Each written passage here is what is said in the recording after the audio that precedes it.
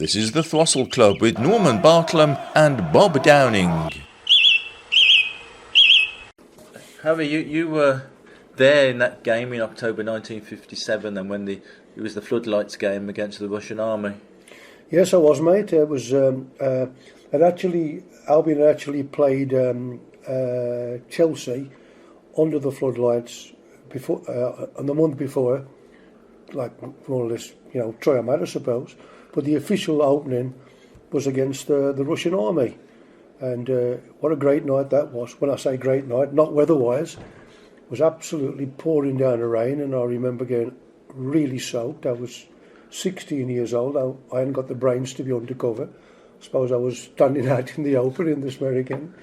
But the biggest thing about it, which to me was actually the floodlights, because to tell anyone now, especially some of the younger supporters who've been brought up in it, it's nothing to them. But it was absolutely magic then to come to a football game on a dark, dismal, horrible night, and you walked in and it was daylight.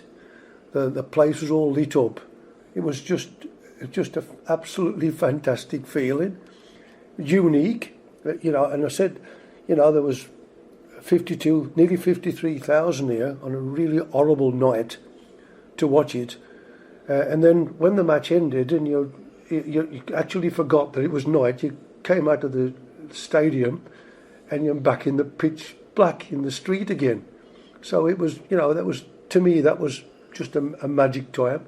It sticks in my mind such a lot. I suppose there was lots of speculation beforehand about whether floodlights would work or how it would affect the players and all sorts like that, wasn't there? Yeah, I think there was. I obviously don't remember too much about it. I do remember that the Wolves had the floodlights for 2 or 3 years before the Albion, and they played some big matches up there, against Russia and Honved.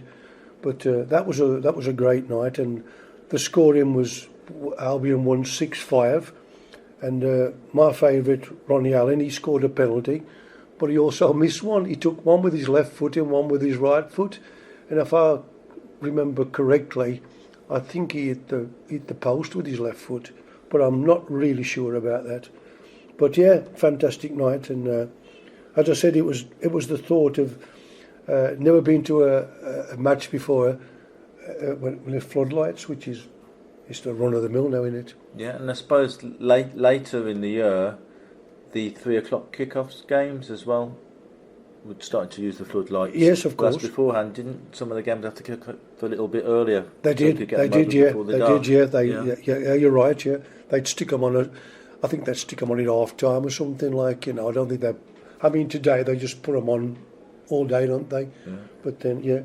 But I don't know if Albion did the same. I remember when the Wolves played Honved, I think they had special shirts, like a bit fluorescent, to light up. The Wolves did. Really?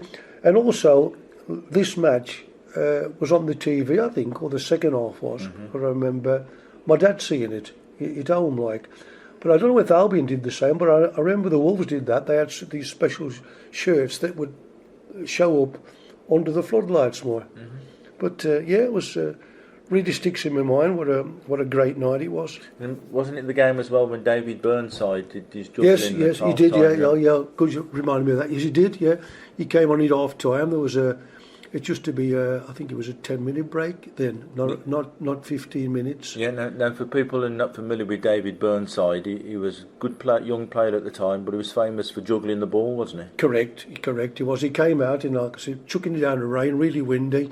He kicked the ball up in the air, I remember, pretty high, catch it on the back of his neck, and then he ran the length of the pitch on his brow, and then he'd do all the ball juggling with his feet, and I don't think the ball ever touched the floor. I think in the 10 minutes he was doing it, which was amazing.